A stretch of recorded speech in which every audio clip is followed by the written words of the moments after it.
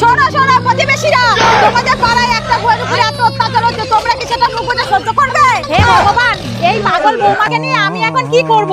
আরে দিদি, আপনি রাস্তা দাঁড়িয়ে চিল্লাচ্ছেন কেন? কি আর বলবো দিদি, আমার কপালটাই খারাপ। কি ভাগ্য করে যে এরকম একটা শ্বশুর বাড়ি পেয়েছি। আরে কি হয়েছে সেটা বলবেন তো? আমার শাশুড়ি সবসময় বলে পাশের বাড়ির বউটাকে দেখে কিছু শেখো, কিন্তু যখন আমি ওই বউটাকে দেখে শিখতে শুরু করেছি তখন ওই শাশুড়ি আমাকে বাড়ি থেকে তাড়িয়ে দিচ্ছে। না না, এটা সহ্য করা যায় না। আজকালকার যুগে এরকম লোক আছে। চলো তো গিয়ে দেখি। তুমি আবার আমার বাড়িতে এসেছো? দাঁড়ান মাসিমা, বৌমার উপর এরকম নির্যাতন করতে আপনার খারাপ লাগছে না? ছেলে বিয়ে দিয়ে পরের বাড়ি মেয়েকে নিয়ে এসেছে, এখন বাড়ির থেকে তাড়িয়ে দিচ্ছেন কেন? কেন তাড়িয়ে দিচ্ছি? তাহলে শোনো বৌমা, বৌমা আর কিছু দেবো? রান্না ভালো হয়েছে তো? বৌমা, এরা কারা? মা আপনি এসেছে? এদের আমি শ্রাদ্ধের খাবার খাওয়াচ্ছি। শ্রাদ্ধ? কার শ্রাদ্ধ?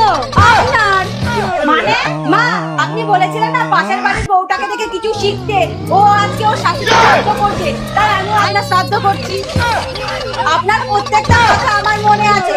আপনি বলেছিলেন না পাশের বাড়ির বউটার থেকে 2 পা এগিয়ে থাকতে, আমি একদম তাই করছি। ও একটা থালায় খাবার মেরেছে, আমি 2টো থালায় খাবার মেরেছি। ও একটা কাককে খাওয়াচ্ছে, আমি রাস্তা থেকে 2টো কাক ধরে এনে খাওয়াচ্ছি।